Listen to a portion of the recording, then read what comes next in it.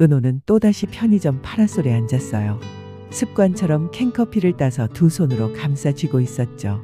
상철은 말없이 고개만 끄덕이며 같이 앉아 있었어요. 아저씨, 저희 동생 있잖아요. 저랑 심하게 다투고 집을 나갔어요. 연락도 안 되고 제가 연락도 못 하겠어요. 기다려야 하는 건 알겠는데 자꾸 마음이 불안해요. 상철은 잠시 생각하다가 짧게 말했어요. 집 나간 놈은 결국 돌아와. 근데 기다리는 사람 마음이 제일 힘든 거지. 며칠 뒤 은호는 또 다른 고민을 꺼냈어요. 제가 오래 좋아했던 사람이랑 지금 같이 일하게 됐어요. 제가 시원하게 차였거든요. 일만 하자고 다짐했는데 자꾸 못되게 굴게 돼요. 차인 거에 감정이 쌓인 건지 더 세게 말하게 되고 선을 그으려 노력할수록 엇나가네요. 상철은 고개를 끄덕이며 말했다. 사람 마음이란 게 숨기려 하면 더 드러나. 괜히 날카로워지는 것도 그 때문일 거야.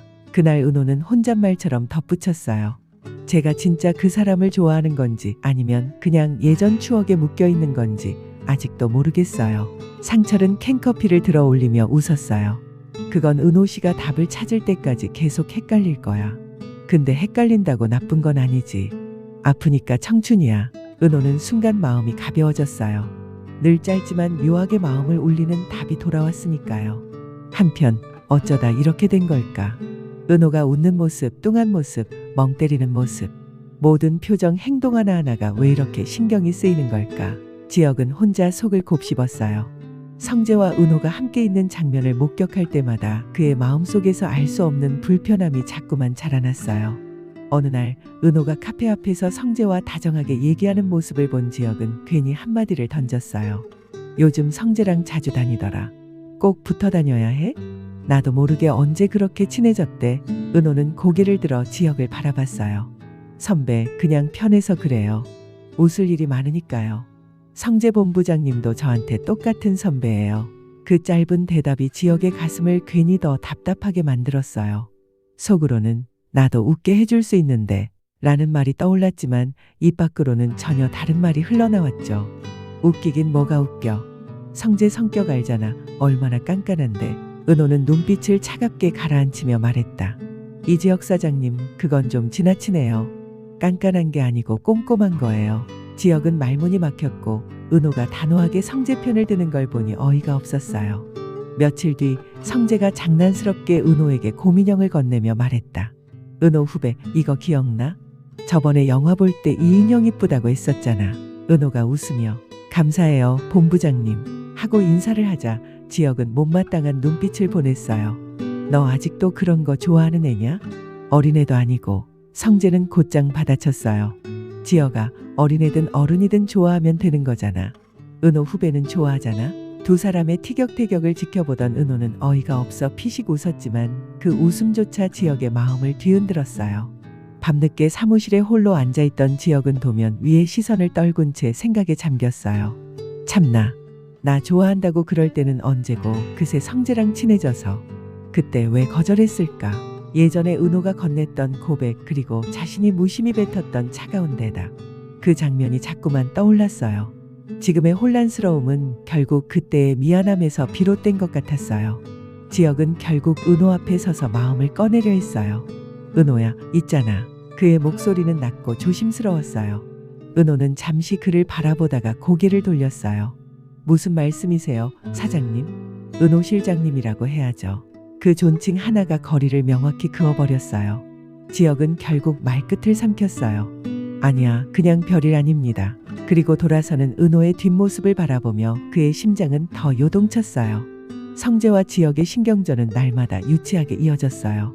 성재가 은호에게 다정하게 묻는다. 은호 후배, 이따 영화 한 편 더 보자. 재밌는 거 상영하던데. 그러자 지혁은 못마땅한 얼굴로 끼어들었다.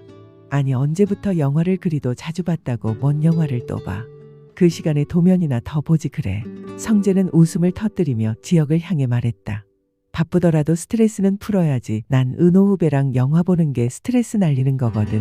은호는 두 사람의 유치한 신경전에 결국 웃음을 터뜨렸지만 그 웃음조차 지혁에게는 못내 아프게 다가왔어요. 지혁은 스스로를 다독였어요. 아니다. 그저 성재랑 친해지니까 신경 쓰이는 거다. 하지만 은호가 성재와 함께 웃는 모습, 성재에게 본부장님, 이라 부르며 다정하게 대하는 모습 하나하나가 도무지 마음에서 지워지지 않았어요. 그리고 그 모든 감정은 결국 한 문장으로 귀결되었어요.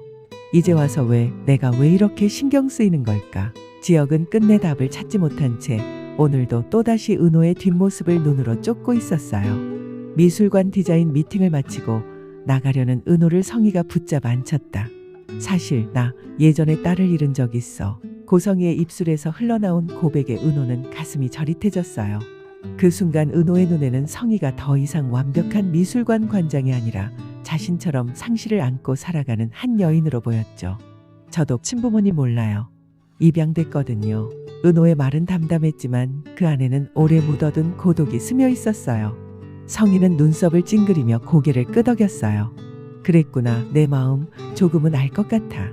은호는 그 한마디에 눈시울이 뜨거워졌어요. 서로의 아픔을 이해하는 듯한 기묘한 연대감이 싹튼 듯했거든요. 그날 이후 은호는 성희에게 마음을 조금 더 열었고 성희의 관심을 부담스럽지 않게 받아들였어요. 하지만 은호가 모르는 게 있었어요. 성희의 속내는 연민과는 거리가 멀었죠. 성희는 은호의 처지를 들으며 속으로 치를 떨었어요. 부잣집에 입양돼서 꽃길만 걸었을 줄 알았는데 결국 가난하게 자라서 동생에게까지 업신여김을 당했다니. 이게 내 딸의 현실이라니. 성희의 가슴은 순간 복잡하게 요동쳤어요. 단순히 불쌍한 게 아니었어요. 오히려 분노와 복수심이 들끓었죠.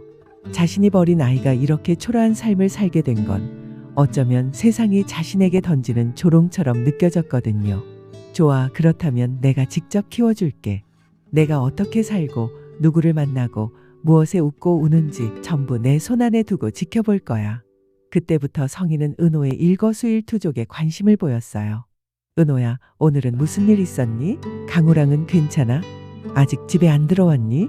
카페 일은 힘들지 않아? 사소한 질문이었지만 은호는 진심 어린 관심이라 생각했어요. 그래서 대수롭지 않게 답했고 때로는 속마음까지 흘리기도 했죠. 은호는 스스로도 놀랄 만큼 성희 앞에선 경계심이 풀렸어요.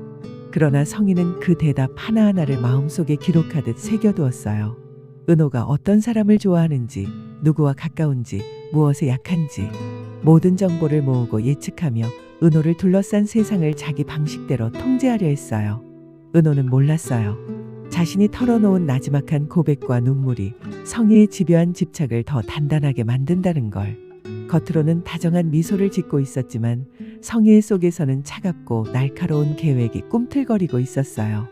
은호야, 내가 믿는 건 연민이겠지만 내가 원하는 건 그 이상이야. 내가 세상에 잃은 걸 내 인생으로 갚게 할 거야. 아이를 버린 자신의 잘못은 잊은 채 고성희의 적반하장식의 분노는 은호에 대한 집착으로 쌓아졌어요. 한편 지화는 영나의 태블릿에서 우연히 발견한 웹툰 내 심장을 돌려줘의 한 장면이 머릿속에서 떠나질 않았어요. 폭풍우가 몰아치는 장면 속에서 주인공 소녀가 외쳤죠. 나는 내가 원하는 인형이 아니야. 내 심장은 내가 가져갈 거야. 지화는 그 대사를 읽으며 낯설지 않은 서늘함을 느꼈어요. 마치 영나의 속마음이 그대로 투영된 듯했거든요.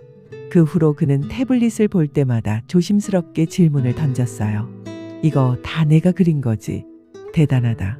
영나는 대답 대신 고개를 돌렸지만 귓불이 붉어진 걸 지화는 놓치지 않았어요. 지화는 알았어요. 영나가 사람 앞에서는 절대 쉽게 마음을 열지 않는다는 걸. 하지만 그 웹툰 속 장면들은 분명히 그녀의 상처와 내면을 고스란히 담아내고 있었어요. 그래서 그는 느꼈죠. 이 사람을 더 알고 싶다. 이해하고 싶다. 영나는 오랫동안 고성희의 그늘 아래 살았어요. 성희의 기대에 맞춰 웃어야 했고 성희의 말에 맞춰 움직여야 했죠. 하지만 마음속 깊은 곳에서는 늘 다른 목소리가 소리쳤어요. 난 엄마의 작품이 아니야. 내 인생은 내가 그려. 그래서 그녀는 비밀리에 웹툰을 그리기 시작했어요. 처음엔 단순히 마음을 달래기 위한 낙서였지만 곧 이야기는 점점 더 선명해졌어요. 부모에게 이용당하는 주인공, 차갑게 돌아서는 가족, 그 속에서 주체적으로 일어서려는 소녀의 모습. 영나는 자신의 상처를 스토리 속 인물에게 고스란히 불어넣으며 마치 세상에 몰래 쏘아 올린 작은 반란처럼 작품을 완성해갔어요. 그리고 이 웹툰이 지환의 눈에 들어온 순간 그녀의 비밀은 더 이상 혼자가 아니게 됐어요. 영나야. 지환은 어느 날 조심스럽게 말을 꺼냈어요. 내 웹툰 그냥 이야기 같지 않았어. 내가 살아온 얘기 같았어. 영란은 움찔했지만 곧 눈을 내리깔았어요. 엄마한테는 절대 말하지 마. 알면 다 지워버리라고 할 거야. 그 순간 지화는 깨달았어요. 영란의 웹툰은 단순한 취미가 아니라 고성이 몰래 벌이는 은밀한 반항이라는 걸. 그녀가 드러내지 못한 울분, 외로움, 자유에 대한 갈망이 숨겨진 전장이라는 걸요. 지화는 약속했어요. 걱정 마. 내가 지켜줄게. 오히려 더 많은 사람들이 볼 수 있었으면 좋겠다. 너처럼 진짜 마음을 그리는 사람이 흔치 않으니까. 난 너의 웹툰 1호 열성 팬이야. 영란은 처음으로 지환을 똑바로 바라봤어요. 그 눈빛 속엔 아직 두려움이 있었지만 동시에 낯선 빛도 스쳐 지나갔어요. 혹시 이 사람이라면 내 편이 되어줄 수도 있을까? 그날 밤 영란은 다시 펜을 들었어요. 그리고 새로운 장면을 그렸어요. 부모의 거대한 그림자를 등진 채 주인공 소녀가 조용히 선언하는 장면. 나는 더 이상 숨지 않겠어. 내 목소리를 세상에 보여줄 거야. 그 그림 속엔 은연중에 지환을 닮은 인물이 그려져 있었어요. 언제나 묵묵히 곁에 서서 자신을 지켜보는 청년. 영란은 무심한 듯 펜선을 긋다가 자신도 모르게 미소를 흘렸어요. 누군가가 시키지 않고 내가 하고 싶어하는 일은 언제나 설레이는 법이었다. 한편 고백을 고민하던 성재는 은호야, 사실 너 오래전부터 좋아했어. 성재의 목소리는 낮았지만 단단했어요. 장난기 많은 얼굴에서 처음 보는 진지함이 묻어났죠. 오랜 세월 마음속에서만 품어왔던 짝사랑, 늘 곁에서 묵묵히 지켜봐준 마음이 담긴 고백이었어요. 은호는 당황스러웠어요. 마음 한쪽이 흔들렸지만 동시에 복잡한 감정들이 한꺼번에 밀려왔거든요. 성재는 은호가 지혁을 오랫동안 짝사랑해왔다는 걸 알고 있었어요. 그래서 오히려 더 적극적으로 더 솔직하게 다가서고 싶었죠.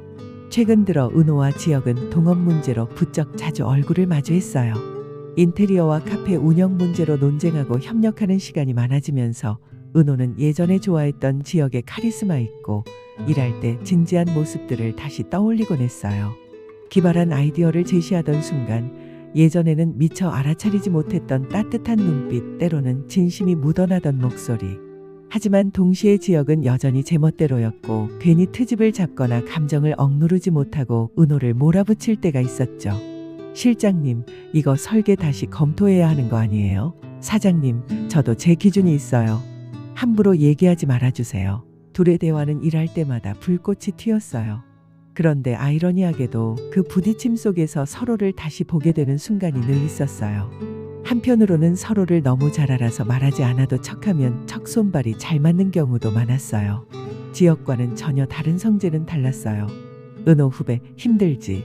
내가 도울게. 본부장님, 괜찮아요. 저 혼자 할 수 있어요. 괜찮긴 뭐가 괜찮아. 너도 사람인데. 성재는 은호가 힘들어할 땐 조용히 곁에 와 있었고 기분이 가라앉을 땐 아무 말 없이 웃게 해주었어요.